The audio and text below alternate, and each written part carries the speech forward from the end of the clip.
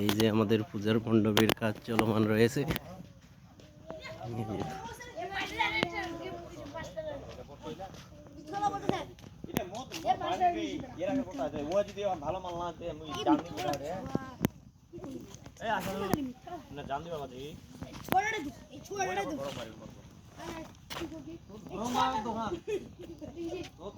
দোকান না 2000 নিল নেই ও তো ওইটা কথা একটা ওটা মাল কিনে এটা হাজিরা না দিই না